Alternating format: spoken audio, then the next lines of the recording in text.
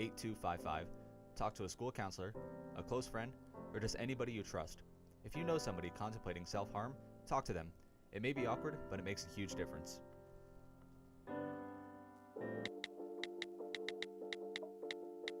Texting and driving. It's a worldwide crisis. At any given time throughout the day, approximately 660,000 drivers are attempting to use their phones while behind the wheel of an automobile. Nearly 390,000 injuries occur each year from accidents caused by texting while driving. Texting while driving is 6 times more likely to cause an accident than drunk driving. High school students who reported frequent texting while driving were less likely to wear a seatbelt, more likely to ride with a driver who had been drinking alcohol, and more likely to drink and drive. Join the 94% of people in support a ban on texting and driving. Some people won't give you the real talk on drugs, but it's time we know the facts. Fentanyl is killing people. It's a powerful opioid, often made illegally and commonly mixed with illicit drugs. It can even be pressed into counterfeit pills that resemble prescription medications. Just 2 milligrams, about the size of a few grains of sand, could potentially be lethal. This isn't an ad to scare you, but it is an ad to make you think twice. Get the facts. Go to realdealonfentanyl.com. This message is brought to you by the Ad Council. 88.7 KWDM The Point. Welcome back to Des Moines' #1 modern rock station, live at Valley High School. I'm Noah Seaver, joined by Bryan Williams, and if there's 2 things in this world that I don't fear, it's your disapproval in this microphone. And coming up next, we're sitting down with the Berserker Blothar, lead singer of Gwar. Warning: the following broadcast contains over-the-top and potentially crude humor. Any mention of people, characters, or other entities is done in pure satire, parody, and artistic nature. 88.7 KWDM The Point does not condone substance abuse or violence. Listener discretion is advised.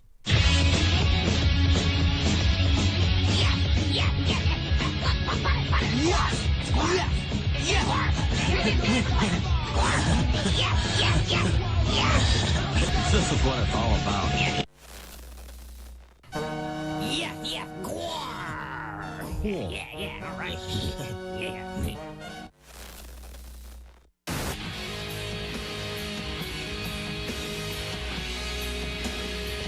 All right, Gwar. Yeah, Gwar is cool. Welcome back. Today we're going inside the world of shock rock to meet the fans, the band members, and the parents who are against it. Now, in our last segment, we looked at a band named Gwar who uses bloody violence to thrill their fans. We've seen them in concert, and now here they are, Gwar.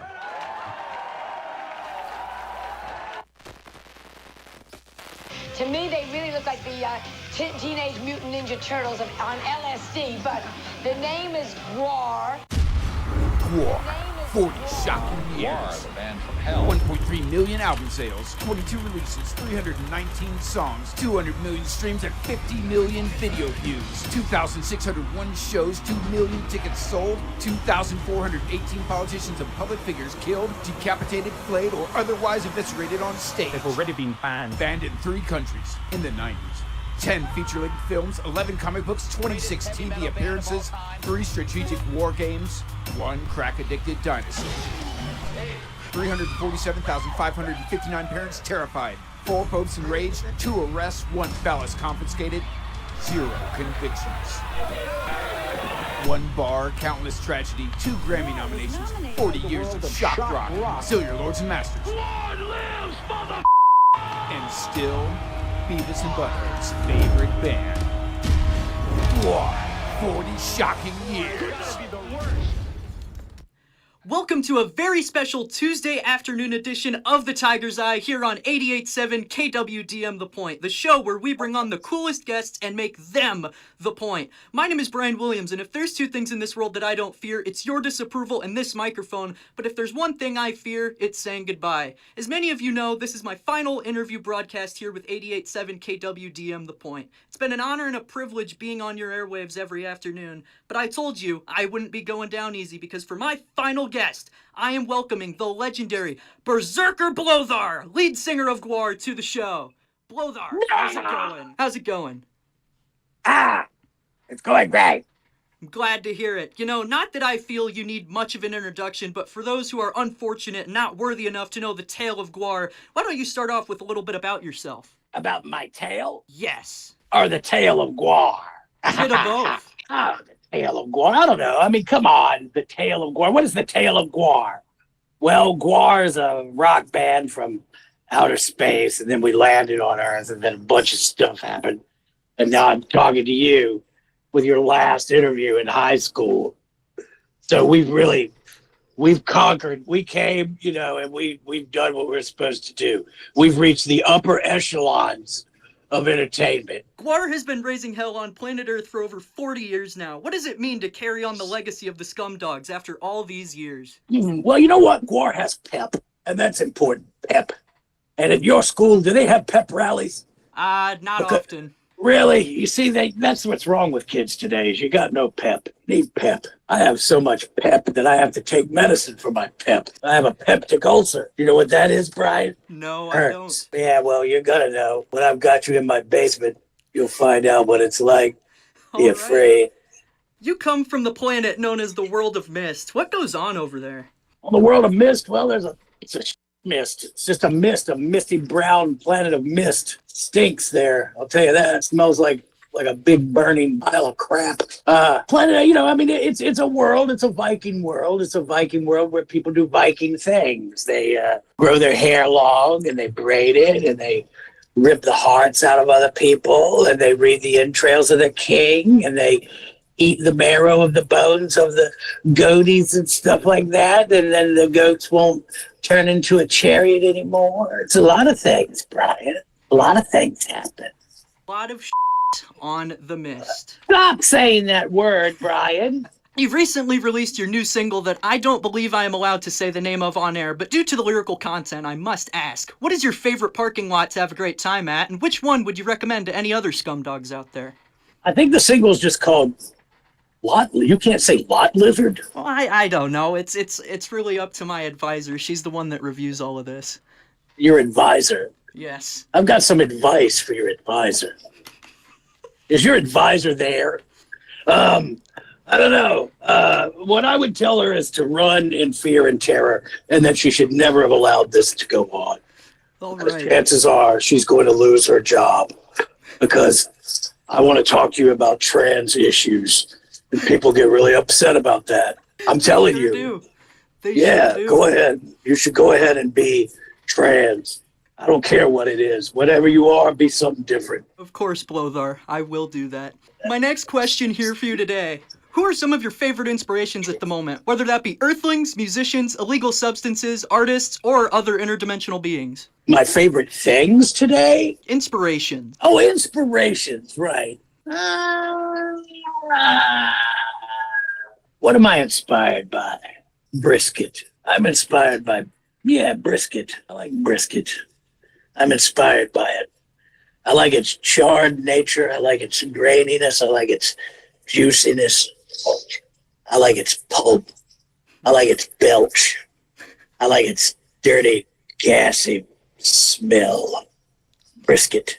And you know what else I like? Buc-ee's inspires me. Buc-ee's feels like, to me, pinnacle of human achievement. That's the best that you could hope for is Buc-ee's. You're never going to do better than Buc-ee's. And if there's someone at your high school who comes up with something better than Buc-ee's, that person's going to make $1 million. Do you still have a smoking area in that school? I've seen some teachers smoking outside during off period. You have?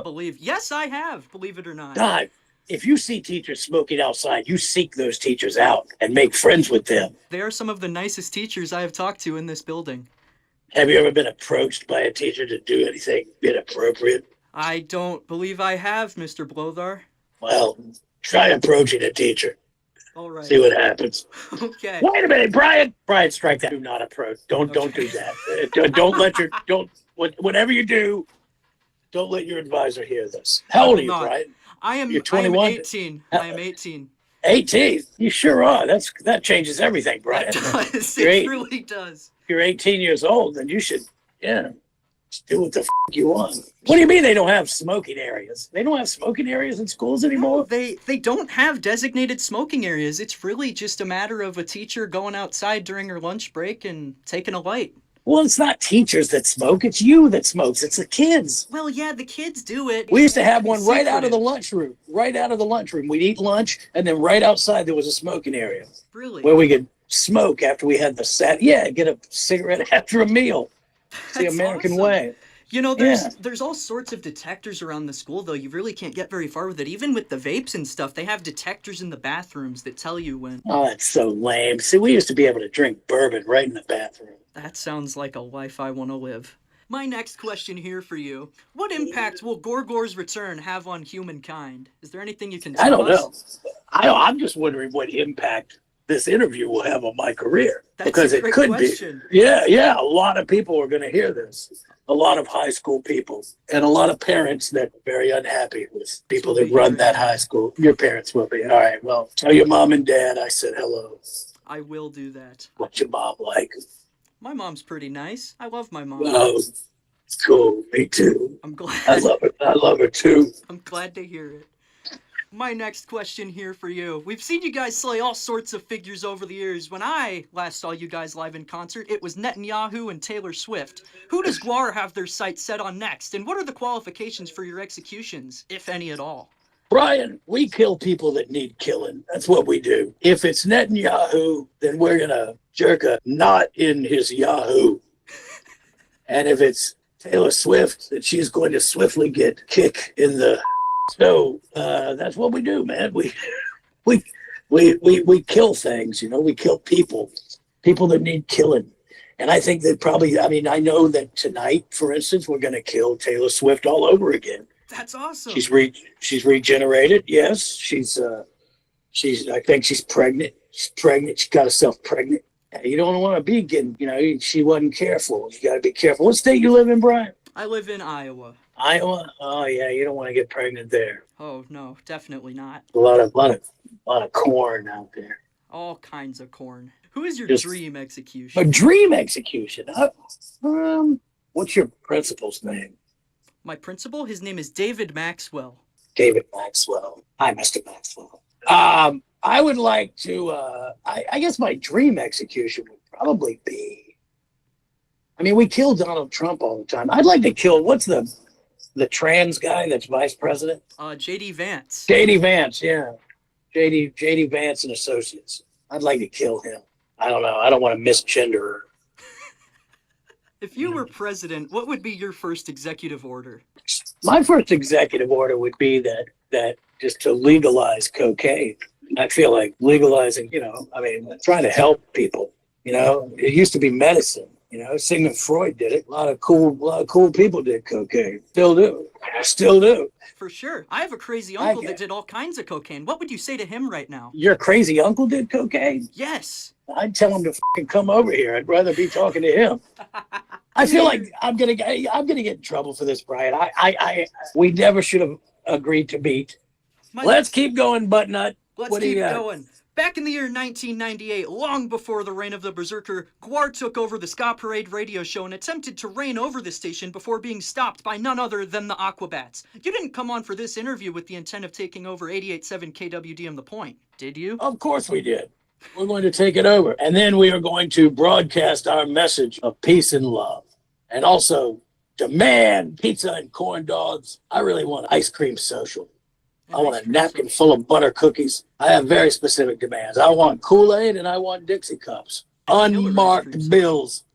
I want $20 in unmarked bills. And I want a credit card.